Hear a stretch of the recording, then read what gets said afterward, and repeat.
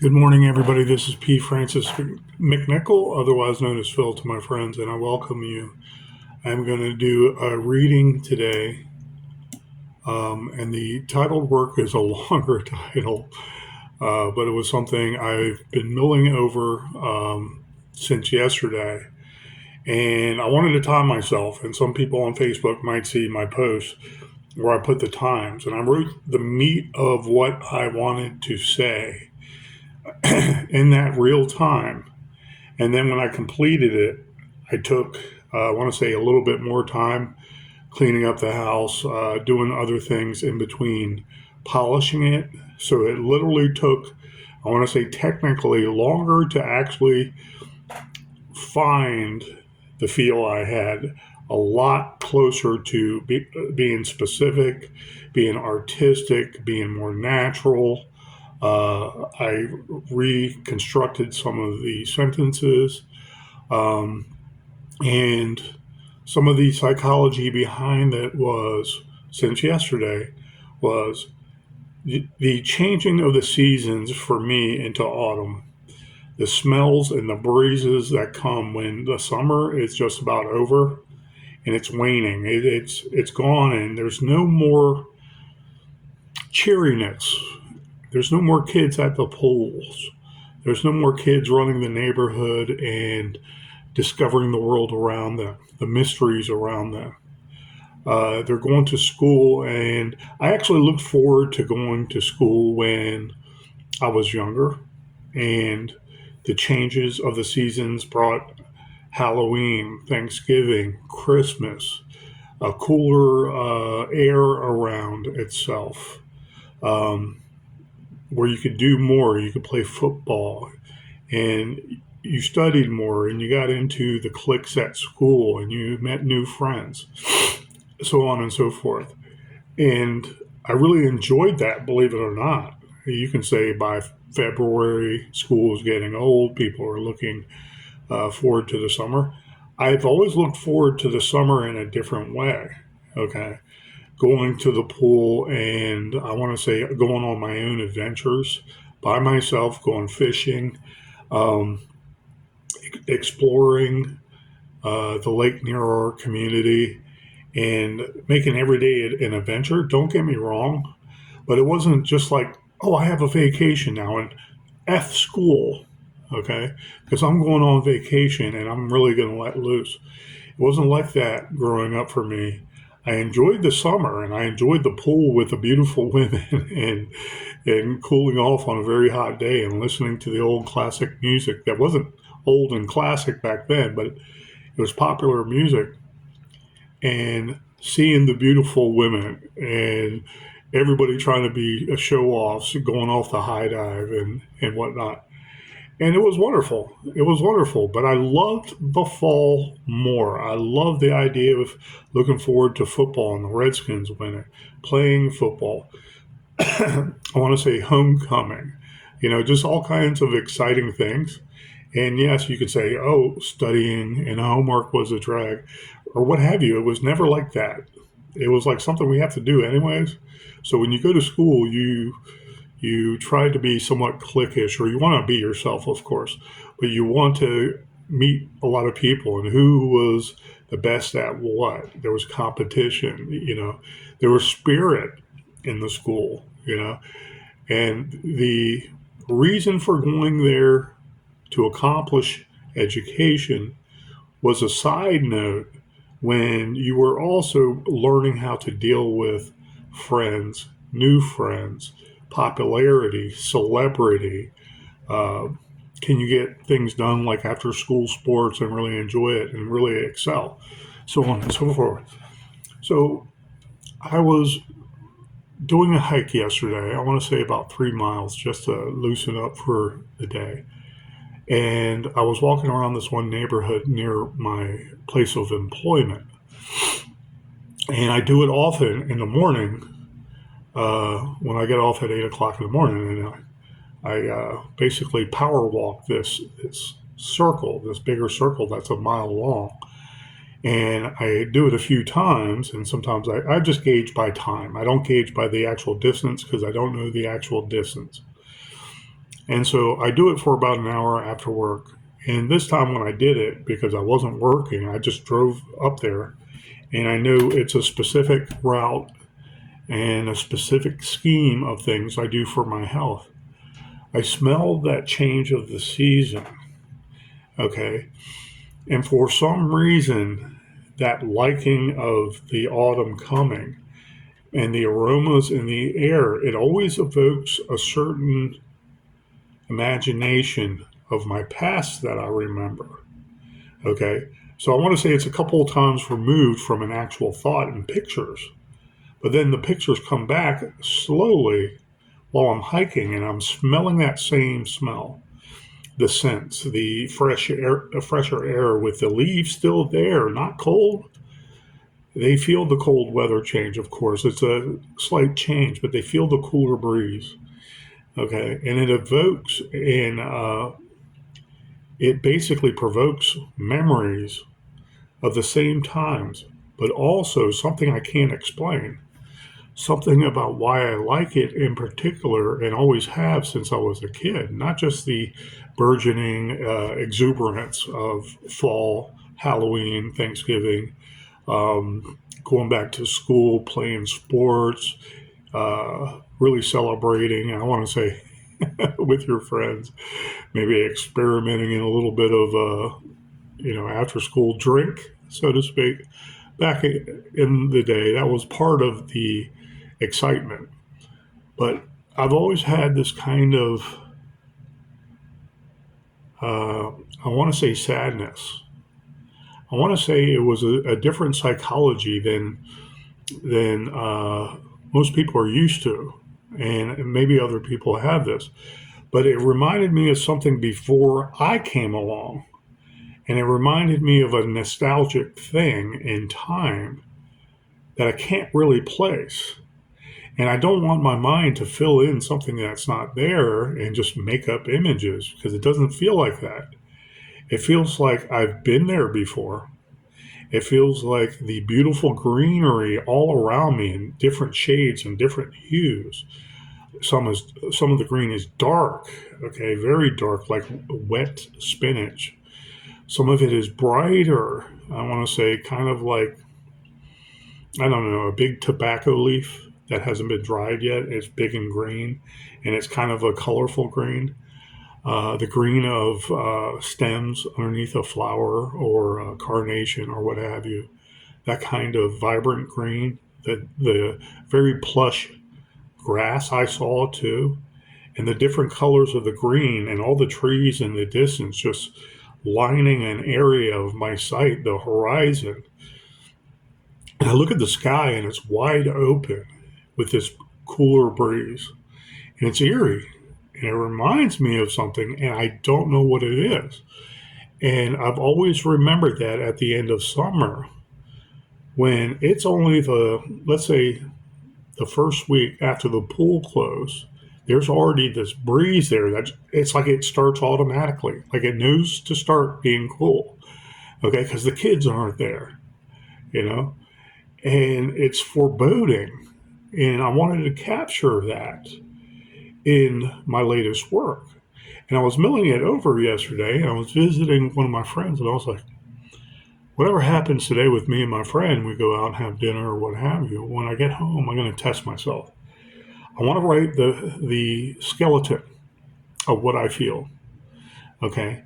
And even though it's somewhat redundant, some of the redundancy, I wanted to, one, prove a point, but two, make it artistically, I don't want to say verbose, but poetically prose with a little bit of repetition in it, to add to its artistry, okay, to add to its work.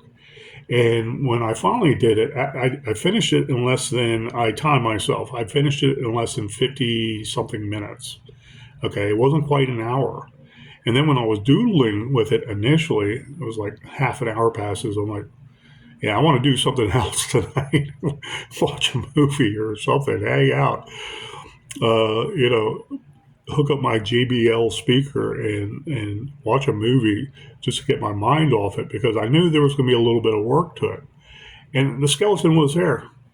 The meat was on the bone. I wanted to adjust it. I wanted to add on to it. It wasn't my standards of beauty I like. Okay. And to me, I'm thinking psychologically, I want more in it because it doesn't quite paint the picture. So I spent time with it last night, and before I knew it, it was like 1 o'clock in the morning. And I was like, it's where I want. I'm happy to do it. And in light of recent political events, that was basically the psychology from it, from my heart. What is psychology, anyways, but deciphering the heart? Think about it. All these poets out there are philosopher kings, and I kind of chuckle and I'm like, I like stuff that really, hits me a different way. And I'm like, yeah, that's unique. That philosophy is good. That quip, that blurb, that little snippet. And so I can appreciate good philosophy. But what is psychology other than interpreting the heart? Our minds are connected to our heart. In between there is our soul. Okay, you can say, oh, that's your mind being your soul. No, that's a little more nuanced than that if you're truthful to yourself. And this came from my heart, and I'm trying to do psychology around it to, I want to say, give some input about the brain working and visions coming. And is it faces or the ghosts? Like some movies would show the ghosts walking through, like Poltergeist, the ghosts of the people that were buried in the cemetery that were not interned properly somewhere else. They're walking through the house, kind of like that. But these are ghosts walking through a dean, a beautiful valley, and it have people hundreds of years before that walked through there. There was a lot of people that walked through. And so you're walking around this area, and have you ever really thought about all the people that died that walked the same footsteps as you did, meaning the same location? Being a ghost horror author, I think of the most crazy things at times. And I imagine that, especially in the big city, okay? When you think of all the people and all the generations that came before us, and they were in the same spot, okay, right on the corner of South 2nd Street and, the 900 block of South 2nd Street and whatever that is near the Schatz Museum, okay, or Schatz Tower down by the Mummers and what have you. It's like, you ever stop to think of the millions of people that walk by the same street over and over again every day? And they don't even have to live in that neighborhood. They could, they might. And I think of my relatives, my Uncle Walt marrying a Polish lady, second generation American, and the first generation owning their house at one time. That house was built before the Civil War. They have proof of it because they've opened up some of the cemented fireplaces, and there were newspapers they put in there as a time capsule. Very exciting stuff. And I think of that house. Well, what about someone besides them and all the friends they've had visit? Their spirits are there, their happiness are there, their energies are there. And I try to capture that kind of nostalgic mysticism and wonderment and mystery from the past, showing the past, the growth of the modern era, and something back there was not corrected. Something back there was wrong. So why are those negative energies there, if not ghosts? That's what I try to tap into. And I was thinking about that while I was walking, and I'm like, am I in one of those, I want to say depots, for lack of a better term, or way stations, or train stations of spirits, where you're in basically an area that's a conduit to the spiritual realm, and you have all kinds of different feelings that come through you that let you know that that's a special place. And if you can tap into that and just understand that and be a friend of it, okay? Not go crazy, not bring Ghostbusters or something. Say, well, investigate this area. You might look silly, even though it's something you feel is real because your previous instincts and that peach fuzz, standing up on end is tickling you the wrong way. And you're like, there's something about this place I'm not sure about. I don't want to come back here because it's not good. Or, hey, I have a comfortable feeling here. I will try to do myself here, walking around, being myself, working out, or what have you. Frequenting if it's near a very high traveled populated area. And you get that feeling and you're like, you want to be part of that too. So you're not really thinking it's negative. Is it negative if you investigate that same spot and a whole bunch of energies occurred that were negative? Or a lot of people died naturally. Maybe it was a cemetery at one time and they were reinterred somewhere else. And it has a lot of energy that is, I want to say, exciting. A lot of energies that are not really making themselves known to you, but you feel a certain positive way because it's something not you, it's something not your soul, but you're on a spiritual, I want to say, at a spiritual depot where you can somewhat come in, interact with that super spirituality, different dimensions. I don't know. But when I smelled that smell, the smell changed everything, brought all that to me. And I'm sitting there, formulating, writing in my usual style. And when they say wordsmith, you implanted different words. Yeah, of course. You can say that. But I knew what I wanted to write to begin with so that the picture is painted clearer. And that's where I have no problem writing and then coming back even a day later. And sometimes I'll look at a paragraph, I'll basically whatever blue line it and then backspace so it's erased. And I'm like, yeah, I know I can do something better than that. And if I'm going to publish it when it's published, okay, people say, you publish anything on Facebook. This is how the elitists think. You publish anything, that's your name. So you need to be 100%. It's like, no, I don't. Okay, you got this great book deal, whatever, and never heard of you before, but you got a great book deal. I don't take that away from you. Okay, but the way I do my work is I will make adjustments because it's not finished. Okay, I say that openly. I say that not as a snob. I say that as a regular, everyday Joe. I publish something on Facebook from a phone. Okay, you tell me, did you do all your work on Facebook and then publish it to a paper or hardcover book and it be a bestseller?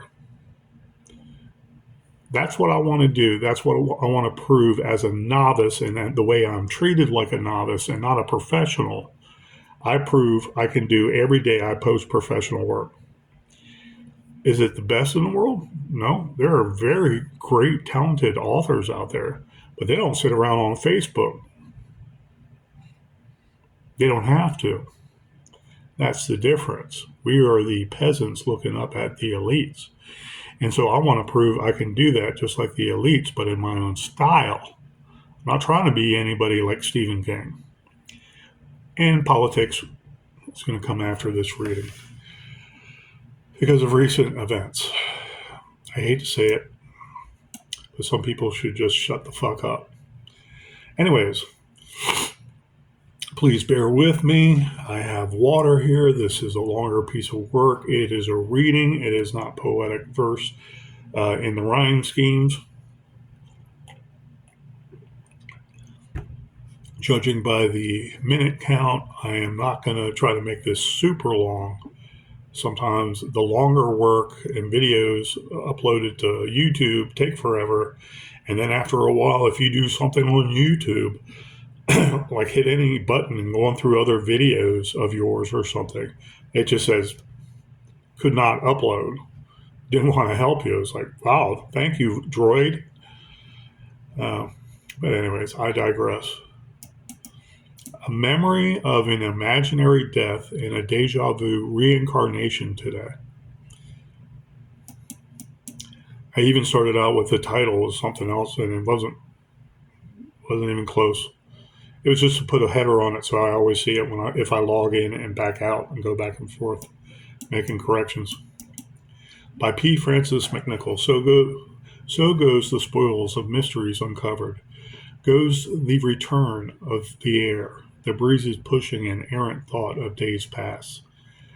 And in that whim and vigorous sense of reincarnated muse, I take a deep breath of the sunlight and gaze out over the threshold of vermillion variances and deep-hued greens pulsing within the purlieus of bit away.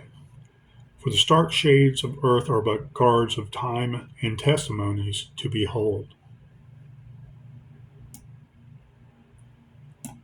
For where I am is not as chewed or milled as any recorded treatise or decreed sentence, but for a specific scent sparking images that come and go, and a feeling of vast openness and verboten lands ahead are all but unseen and without reason to postulate.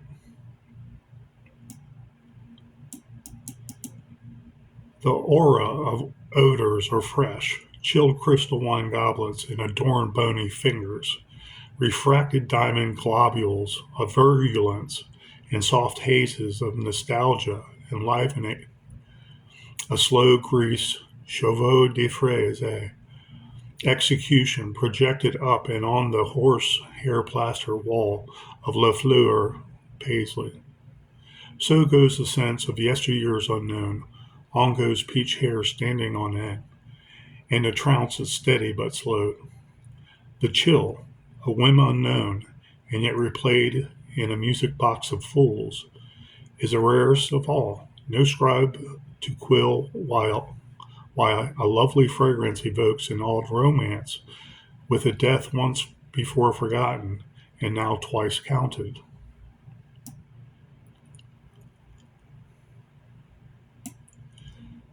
Step begets step upon an isolating apocalypse, and the splash of fresh air hints of impending doom to come. Too sweet a paradise, destinies of degradation lurk beyond deans and wavy fields of twins, obscuring imagination flustered. But never a voice nor beckon travails, with no offer of solace or shield, my lungs are taking, and my lungs are giving in the expanse of familiarity. Never once stated by said decree or hark, the day is anew, and the green ahead and about are but ivy-blanketed secrets upon an empty sagging bosom of parched, flat, wineskin castral. And sweet matters not a mite, both tall grass asway and the small raven circling to and fro.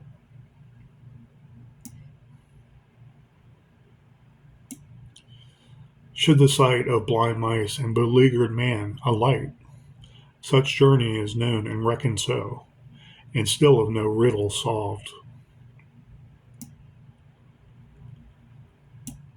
Since a waif, since such soil gaming spike of ills, since of far recollection never stilled, portraits come and go and return and give pursuits of death at hand, and yet death is nowhere to be found in such quenched leather bags, dry.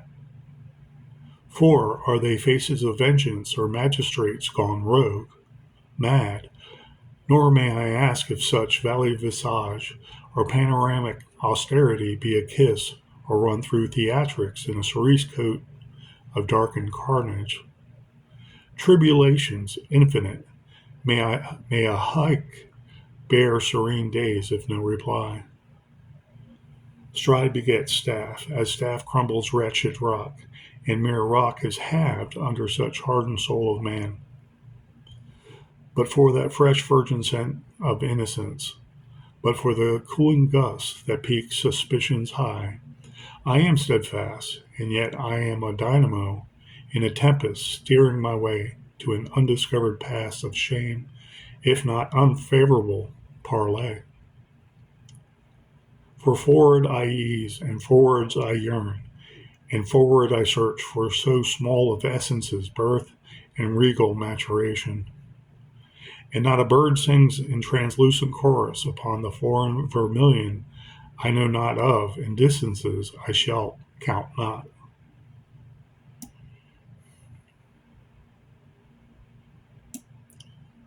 And the sun is proud, and the sun cares not of its offspring rays, and of its offspring firstborn I. And the sun illuminates the blue, while the white smudges layer afar and meet the horizon, as if an old chap with dropped derby in hand. And the sun shuns its own purpose, a smidge frost parade, with smidge fresh scents of flower and weed fray of kernel alike.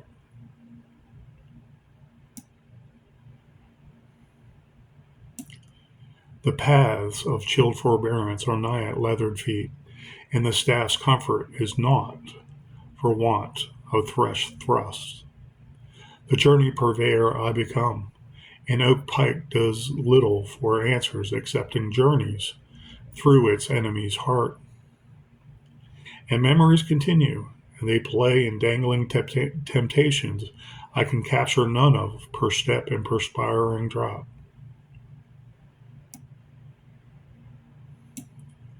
And sojourners before me are not met in a long-endured past I never relished in a daydream, or by sweat-spoiled deed dearly forgot in the deepest sleep of babes.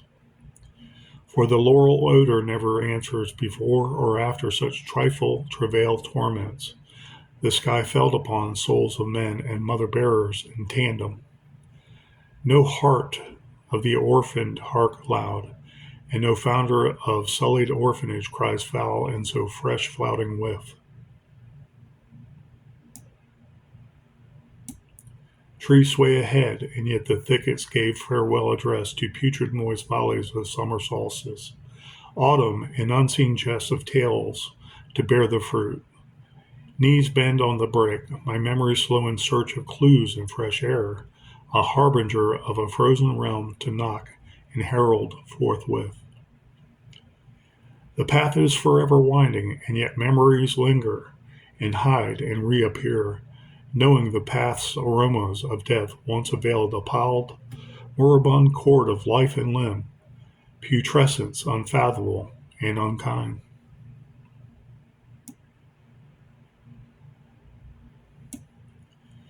Disappears goes the framed truth of an efferent past which haunts in memoriam, a green canvas never giving glue. Portraits come, and faces shy fast away gone. Such cold nor'easter blush of wind twirls in repose, carrying me to an unmarked grave I know not of, and hinted necrologies of a perfumed life forgot before an aged rot. The intemperate sun finally relents, no wind stirring of time's begot, the journey at its end, and my head safe upon a stone pillow in hay strown. Cool air calms a weary sleep, shades of gamboge dusk, and years of days past lain at rest. New riddles sealed in old dreams germinating. The end.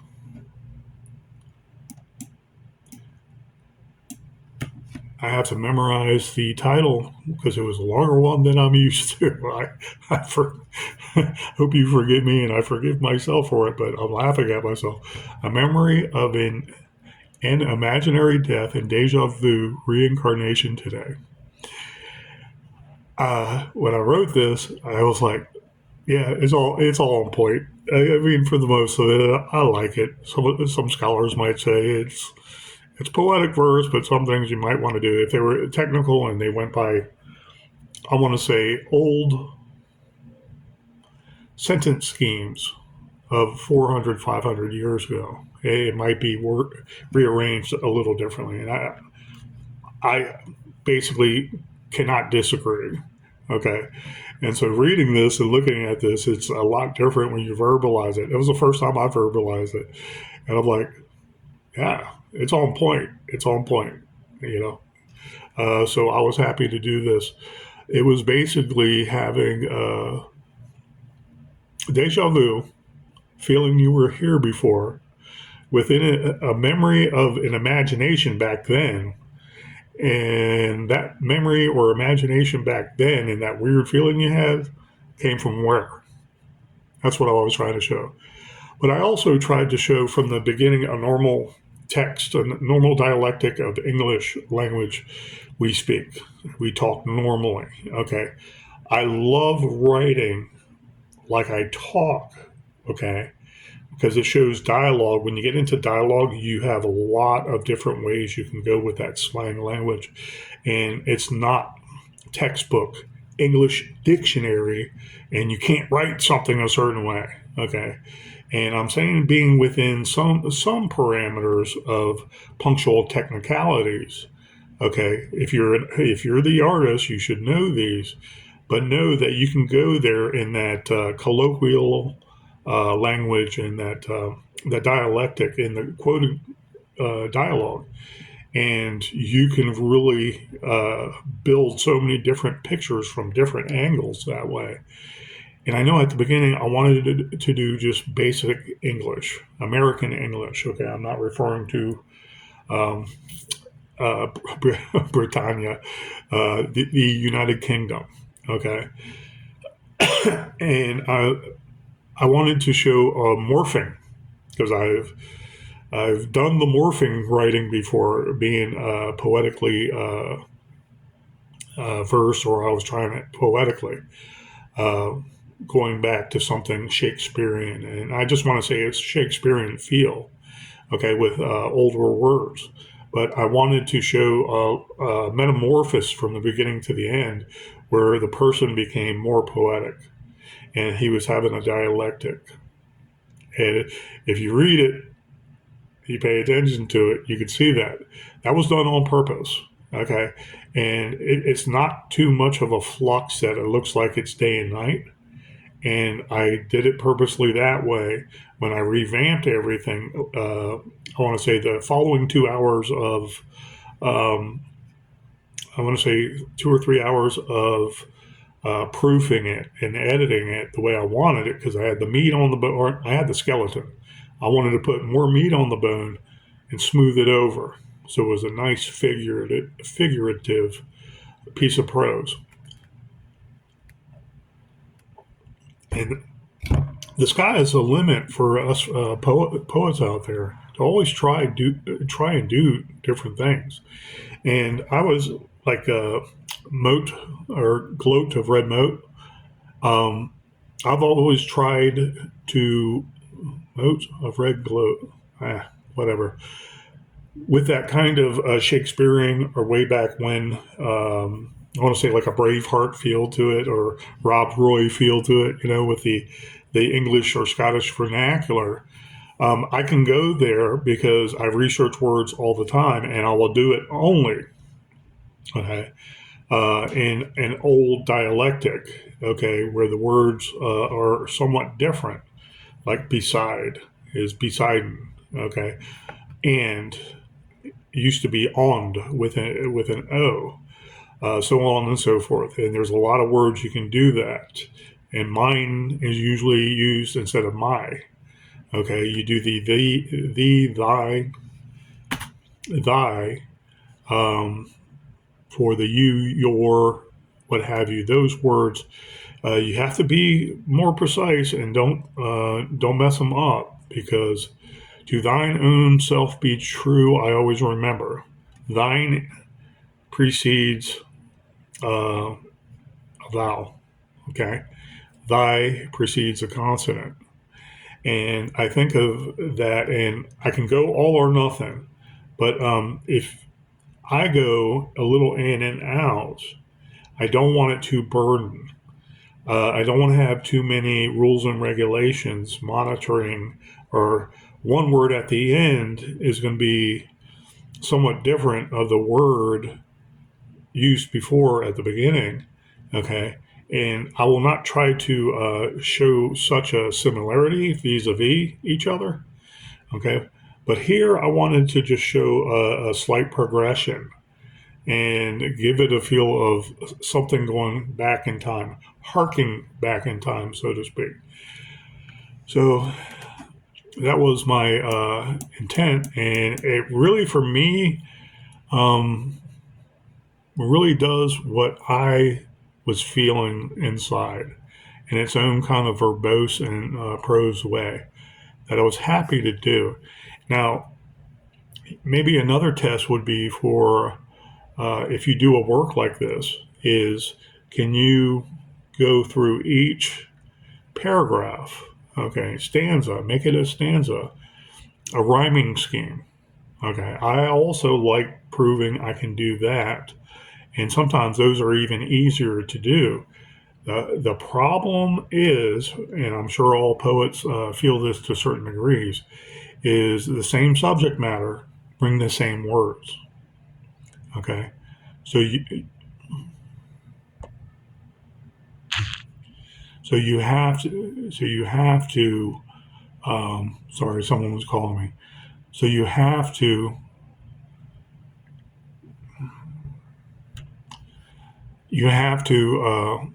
I lost my train of thought. You have to mix it up with the words and the word schemes and how you set up your stanza, because it could be like more prose the way you're reading it aloud, and you want to make sure that you're not using the same rhymes, and sometimes try different sounds. Okay, um, try different sounds instead of the eames, the a's, the aids. I want to say the aids, like the glades, and cavalcades, and so on and so forth. Um, See if you can make it work. See if you can do it a rhyme version. Okay, and this a memory of an imaginary death in Dèjà Vu Reincarnation Today. I'm not going to do that. I focused on this because I was trying to catch the essence of just weird feelings I had looking at the world around me, walking around this almost park with lots of different greens around, trees swaying in the wind, but it's beautiful. It's a harbinger of the autumn and fall to come, but the trees love it. It's like the trees are being petted. That kind of feeling I had, but it was like deja vu because I remember this feeling before and I couldn't make, heads or tails of that feeling back then, but it was eerie. It was eerie and it reminded me of something like a place I was before that, the reincarnation part. So anyways, so thank you guys. And closing out this video so it's not too long and it can upload. I just saw on Facebook that there was some dust up with Stephen King. And Stephen King is a devout socialist. Okay. And I don't knock the guy as a human being. Okay. He was a great author, and I don't know if he's doing anything right now other than a couple of different series and new movies and stuff. And he's an asshole. Okay, I'm going to put it out there.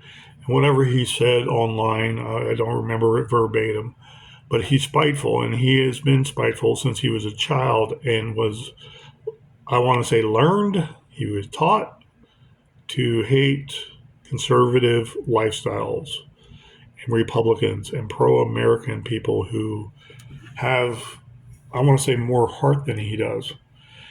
And he reminds me of someone like Donald Sutherland in his movies.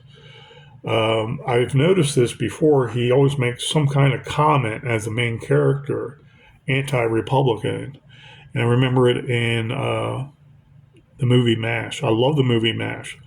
I don't take away from a classic movie these assholes have made because they were great movies.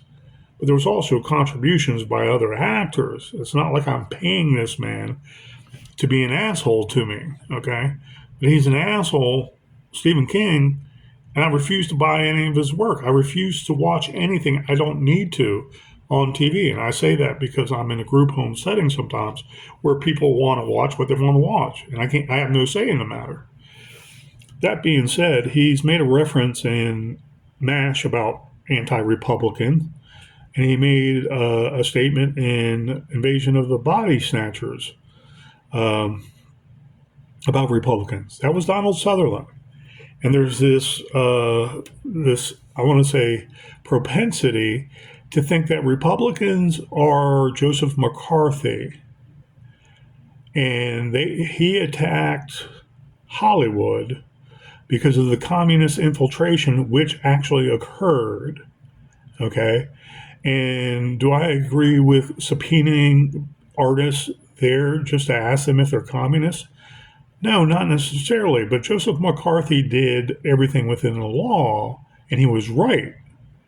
Okay, so Hollywood coming in the 60s, trying to get rid of the old guard, had a mentality of F the man, okay, F the government.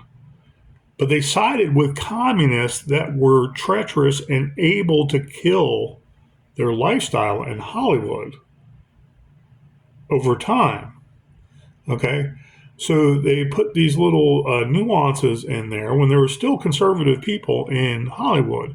There was still great work going on with pro-American conservative slants.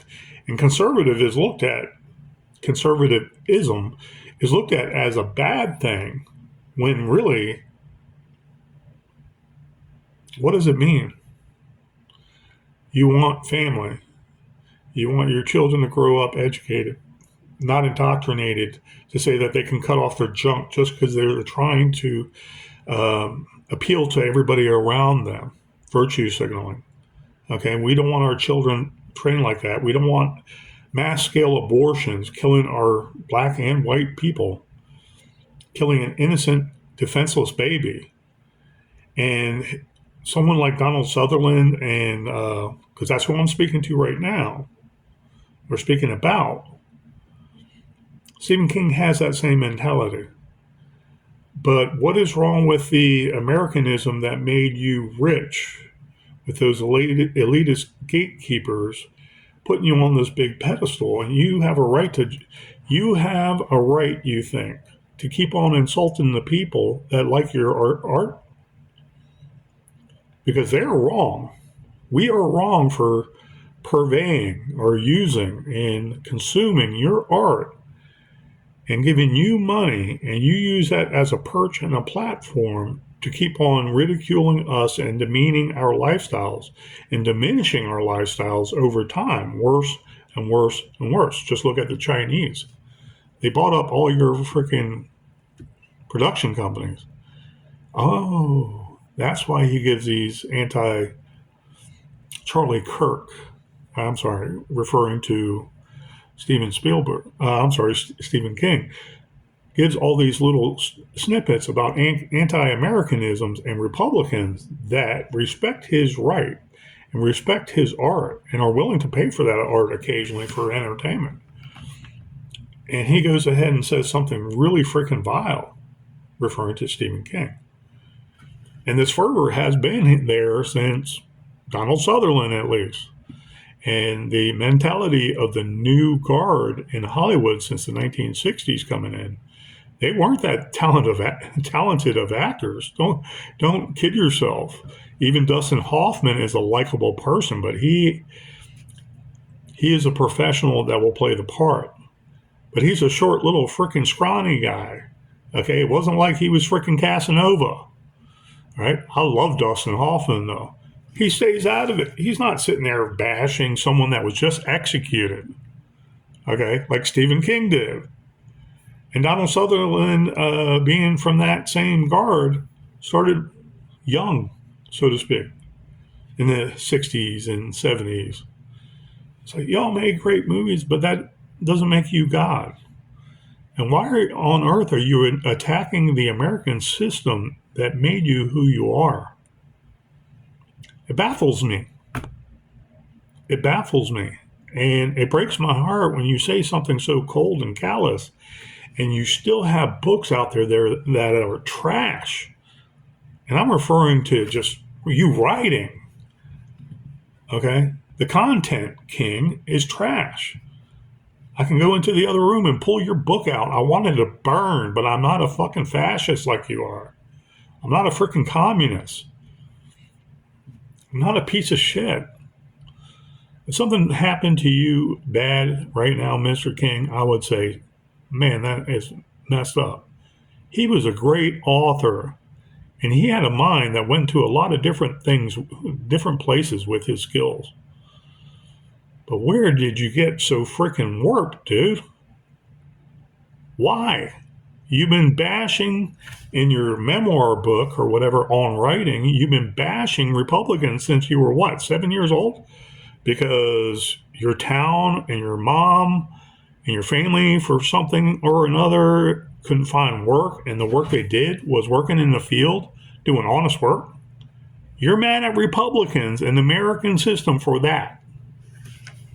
If I go a little psychology on that, on Stephen King. I love Donald Sutherland. I think he's an icon. I don't even know if he's still alive or not. Over the last 5 years of COVID, I could care less. I remember what he said, and I remember the movies I loved, but he keeps on bringing politics into it when it's not warranted. It's like, stay professional, dude. Stephen King, shut your fucking mouth. Man, if you said that in front of me, I would freaking cold cock you because it's so anti-human. Man, you write better than that. You're a better person than that. Why don't you start proving it? For us writers, why don't you act like a grandfather and take care of us? Instead of acting like a punk and saying all kinds of divisive shit about someone getting executed. I read it. I know what he said. I get nothing out of bashing him as a fellow writer. I don't want to dislike him. Okay? His books have been trash, and they have been trash for the last 25 years. Some movies, great movies. I wonder how much that director and those other people in production made most of those good movies. Then you talk crap and you freaking ruin it. I wash my hands of Stephen King. Not that I buy his shit anyways. The book was a gift to me on writing. And it was nothing but a diatribe of ego. Please don't buy it. But if you see one, pick it up and start reading. And you're still on his ego 41 pages in. I read up to page 62, I believe it was. I forgot where I ended. I couldn't read anymore because it's all about his ego and what he did to become a better writer and things that went on. Okay. Do you know that the private sector, meaning the news media, telling you you can't write something is not fascism? Unless that media, like the Democrats, are getting paid by the government to curtail free speech or the truth. Okay? If you were upset, Stephen King, with, I want to say, the old guard and the conservative nature of newspapers back then, look where you were coming from, not where they were coming from.